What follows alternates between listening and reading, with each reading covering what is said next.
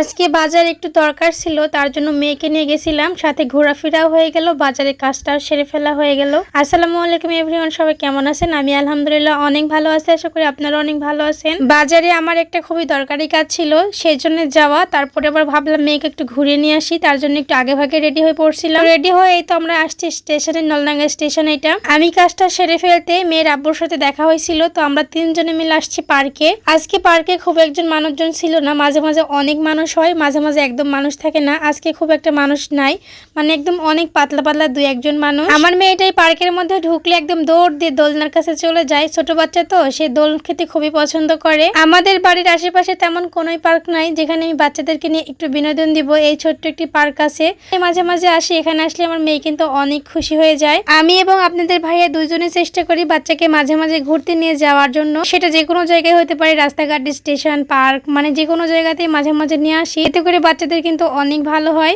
এদিকে আমরা মা মেয়ে দোল খাচ্ছিলাম। দোল খাইতে কিন্তু অনেক মজা লাগে। বড় হয়ে যাওয়ার পরে সেভাবে দোল খাওয়া হয় না, তো বাচ্চা হয়ে যাওয়ার পরে কিন্তু অনেক দোল খাচ্ছি। আমরা মা মেয়ে দোল খাচ্ছিলাম, ওইদিকে আপনাদের ভাইয়া কিন্তু শুধু দেখছিল আর হাসছিল। তো যাই হোক, আমার মেয়ে আবার বলছে আম্মু তুমি একটু দোল দাও। মেয়েকে দোল দিচ্ছিলাম, এদিকে আপনাদের ভাইয়াকে বলছিলাম একটু ভিডিও করো। সে তো ভিডিও করতে একদম চায় না, জোর করে একটু ভিডিও করা আর কি। আমার কিন্তু ভিডিও করতে ভীষণ ভালো লাগে। আর এখানকার ছোট ছোট ফুলগুলো এত সুন্দর, সাদা আর লাল। এই ফুলগুলো কিন্তু আমার অনেক পছন্দ। এখানে প্রায় অনেক রকমের ফুলের গাছ আছে। ফুলের মৌসুমে আসলে এখানে কিন্তু অনেক সুন্দর সুন্দর ফুল ফুটে থাকে, দেখতে খুবই ভালো লাগে। ফুল দেখলে আমার একটি বদ অভ্যাস হচ্ছে, ফুল ছিঁড়ে মাথায় দিব কিংবা কানে দিব, অনেক ভালো লাগে। কেন জানি এই একটা অভ্যাস ছোটবেলা থেকে পিছুই ছাড়ে না, যেখানে যাই সেখানে ফুল দেখলে হাতে নিয়ে আসবো। তো এইদিকে ফুল ছিঁড়ে আমি আমার মেয়ের কানে দিচ্ছিলাম। ছোট বাচ্চা তো, তার কানে কিন্তু হচ্ছিল না, শুধু পড়ে পড়ে যাচ্ছিল। ভাবলাম বাসায় নিয়ে যাবো, তুমি বাসায় নিয়ে আসছিলাম। দুই তিনটা ফুল ছিঁড়ছিলাম, দুই তিনটা ফুলই বাসায় নিয়ে চলে আসছিলাম। এখানে অনেক ভয়ানক ভয়ানক প্রাণী আছে, আপনারা যখনই আসেন একটু সাবধানে আসবে। আর এই যে একটি প্রাণী দেখেন, সে কিন্তু বিশাল লম্বা। সে কি যেন খাইছে, যদি আমাদেরকে বলতো আমরাও কিন্তু সেই জিনিসটা খাইতাম, তার মতো লম্বা হওয়ার জন্য। তো যাই হোক, এখানকার সবচেয়ে সুন্দর দৃশ্য হচ্ছে ট্রেন যাওয়া। এই ট্রেন যাওয়া দেখতে আমার এত ভালো লাগে।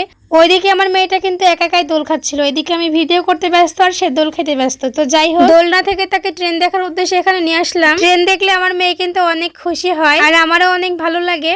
এইদিকে আমার মেয়েকে আমি হাতির পিঠে উঠাই দিব, তার জন্য তাকে হাতির কাছে নিয়ে যাচ্ছিলাম। সে কিন্তু এগুলো প্রায় সব প্রাণীকে চিনে। আমার মেয়েকে যদি ইংলিশ দিয়ে ধরি, এটার মানে বলো, ওইটার মানে বলো, সে কিন্তু খুব সুন্দর করে বলে দিতে পারে, মাশাআল্লাহ। এদিকে সন্ধ্যা হয়ে গেছে, আমরা সবাই বাসায় যাব। মেয়েকে বলছিলাম, মেয়ে কিন্তু বাসায় যেতে চাচ্ছে না, তাকে জোর করে নিয়ে যেতে হয়। সে একদম কান্নাকাটি শুরু করে দেয়। ভিডিওটা সম্পূর্ণ দেখার জন্য আপনাকে অনেক অনেক ধন্যবাদ। আমি নাটোর জেলার মেয়ে, আর আপনি কোন জেলা থেকে আমার ভিডিওটা দেখছেন অবশ্যই জানাবেন। আমার ভিডিওটা যদি আপনাদের কাছে ভালো লেগে থাকে তাহলে অবশ্যই লাইক, কমেন্ট, শেয়ার করবেন। ধন্যবাদ সবাইকে। আসসালামু আলাইকুম।